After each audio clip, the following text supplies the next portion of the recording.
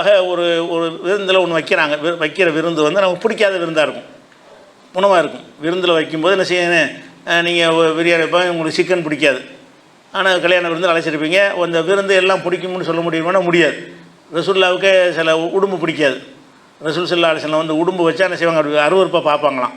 ஆனால் ரசூலுல்லாஹ் வந்து அடுத்தவங்களுக்கு ஹராமாக்க மாட்டாங்க, எனக்கு பிடிக்கல அப்படின்னு சொல்லியிருக்கிறாங்க. அதனால் ஒரு உணவு பிடிக்கலன்னு சொன்னால் அதை ஒதுங்கிக்கிறது தப்பு கிடையாது. அதே நேரத்தில் வந்து உணவை குறை சொல்லக்கூடாது. குறை சொல்லக்கூடாது என்பது அர்த்தம் என்னென்னு கேட்டால், அடுத்தவருடைய உணவை தான். நம்ம உணவை குறை சொல்லாட்டி ஒழுங்காக செய்ய மாட்டாங்க. உப்பு போடலன்னு வைங்களேன், உப்பு பெசாமல் இருந்தீங்கன்னா உப்பு போடாமல் நாளைக்கு வைப்பாங்க, வழங்குதா?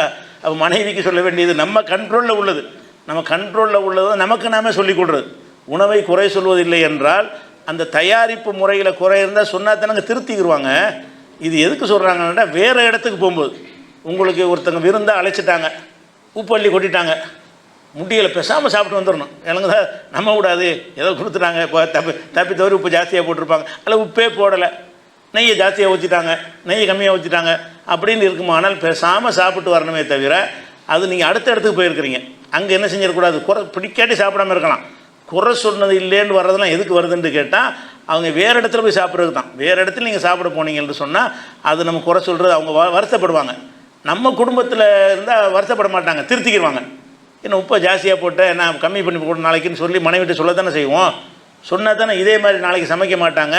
உணவை குறை சொல்லக்கூடாதுன்னு சொல்லி குழைய வச்சுக்கிட்டாங்கன்னு வைங்க, உணவு கொஞ்சம் குழஞ்சிருக்கு, கொஞ்சம் பக்குவமாக்குன்னு சொல்கிறது அது ஒரு பாடம் நடத்துகிற மாதிரி தானே. சில பேர் குழஞ்சி போனால் பிடிக்காது, அது கருவி போச்சு, அடி பிடிச்சிருச்சுன்னு சொன்னால் என்ன செய்யணும், அடி பிடிச்சிருக்கு, என்ன கொஞ்சம் கவனமாக இருந்து இறக்கி வேண்டிய. இதெல்லாம் வந்து கற்றுக் கொடுத்தல், தாலீமில் வரும், போதனையில் வரும். இந்த மாதிரியான குறைகள் வந்து நமக்குள்ளே சொல்லிக்கிறலாம். அது நம்ம கடையில் ஒருத்தன் வேலைக்கு வந்து ஹோட்டல் வச்சுருக்குறோம், அவன் கண்ணாமண்ணான்னு சமைச்சுவிட்டான், அப்போ குறை சொன்னால் குறை சொல்கிறதுலாம் விட்டியல்னா நாளைக்கு அப்படி தான் செய்வான், வியாபாரம் பண்ண முடியாது நீங்கள். அப்போ நம்ம என்ன செய்யணும், நம்மகிட்ட வேலை பார்க்குறவங்க என்னடா சமைச்சிருக்கிற, இது எப்படி மக்கள் சாப்பிடுவாங்கன்னு கேட்குறதுக்கு, இதெல்லாம் உணவை குறை சொல்கிறதுல வராது, நம்ம கண்ட்ரோலில் உள்ளது, நம்மளே நாமே குறை சொல்கிற மாதிரி உள்ளது. நம்ம கண்ட்ரோலில் உள்ள உணவுகளாக இருந்தால் அதை குறை சொல்வது வந்து அது குறை சொல்வதில் வராது, அது சரி பண்ணி கொள்வதில் வரும். வேறவங்க வீட்டில் ஒரு விருந்தாளியாக வந்து போனீங்கன்னு சொன்னால் அதில் ஒரு பொருளை கொடுத்து விட்றாங்க, அது ஏதோ தவற நாரி போய் அது அழுகி போன அது மாதிரி கெட்டு போன பொருளாக கூட இருக்கலாம். ஆனால் அவங்க அப்படி அந்த நேயத்தில் தந்திருக்க மாட்டாங்க, ஏதோ மூடி வச்சுருப்பாங்க, பொருள் வீணாக போயிருக்கும். ஒன்றா தர்றாங்களா, விரும்பி பேசாமல் வச்சிட வேண்டியது, அது குறை சொல்லக்கூடாது. நீங்கள் சாப்பாடு கொடுத்துட்டீங்கல்ல, அது ரொம்ப மோசமாக இருந்துச்சுங்க, வாய்க்கு விளங்கலைங்க அப்படின்னு சொல்லக்கூடாது. ஏன்னா அவர் மனம் கோணிடுவார். அவர் உங்களுக்கு தருவது வந்து கெட்ட சாப்பாடை தரணும்னு தரமாட்டார், அவர் அறியாமல் நல்லது நினச்சி அவர் தருவார்.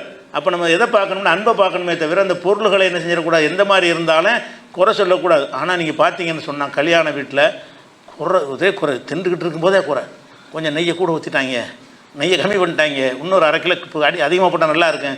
சாப்பாட்டு சபையில் கல்யாண சபையில் உட்காந்துட்டு இதை சொல்லிகிட்டு இருக்கிறாங்க. அது அடுத்த வீட்டுக்கு நீங்கள் போயிருக்கிறீங்க, அவனுக்கு எப்படி இயலுமோ அதான் செஞ்சுருப்பான். அங்கே உட்காந்து சாப்பாட்டை குறை சொல்கிறதுங்கிற வழக்கம் இருக்குது, அது நிறைய பேர்ட்ட இருக்குது. கல்யாண விருந்தில் குறை சொல்லுவாங்க. என்ன ஒருத்தன் எந்த சாப்பாட்டில் நெய் கூடங்கிறானோ அதே சாப்பாட்டு நெய் கம்மியுமா, ஒருத்தன் ஒரே சாப்பாட்டுக்கு இவன் கூடமாவும் கம்மியுமா.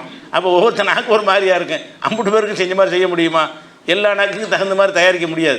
அப்போ சிலருக்கு சில மாதிரியாக தான் இருக்கும். நீங்கள் என்ன செய்யணும், சரி நமக்கு அதிகமாக தெரியாது, பரவாயில்ல இருந்துட்டு போகுது, இன்னொரு வீட்டுக்கு வந்திருக்கிறோம், அவங்க நமக்கு அவங்க வீட்டில் இப்படி தான் செய்வாங்க போல இருக்குது அப்படின்னு சாப்பிட்டு வரணுமே தவிர, பிறர் வீடுகளில் நீங்கள் சாப்பிட சென்றால் அதை குறை சொல்லவே கூடாது.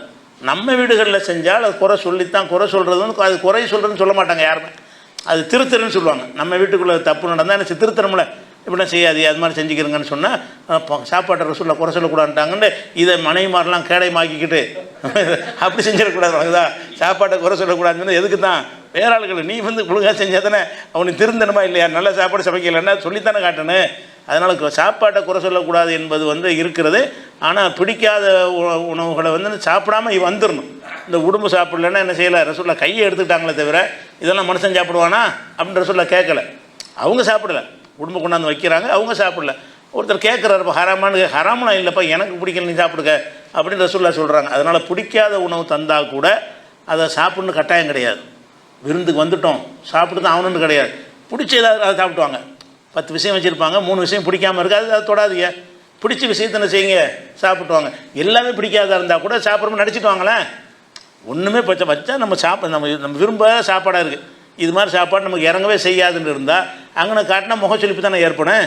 அப்போ என்ன செய்யணும், ரசூலுல்லாஹ் அவர் பிடிக்காமல் இருந்துட்டு பேசாமல் இருந்தாங்கல்ல, அந்த மாதிரி என்ன செய்யணும்னு கேட்டால், பிடிக்காத சாப்பாடு தந்தாங்கன்னு சொன்னால் அதை வந்து இந்த குறையை சொல்லாமல் அதை வந்து இப்போ நடிக்கிறது கூடும்ல, ஒரு நல்ல நோக்கத்துக்காக வேண்டி ஒரு நடிப்பு, நம்ம விரும்பின மாதிரி நம்ம சாப்பிட்ற மாதிரி அதனால சாப்பிட்டு தான் இருக்கிறேன் அப்படிங்கிற மாதிரி ஒரு டைப்பாக சொல்லிட்டு வரணுமே தவிர அது மன வருத்தம் பண்ணிடக்கூடாது என்பது முக்கியமான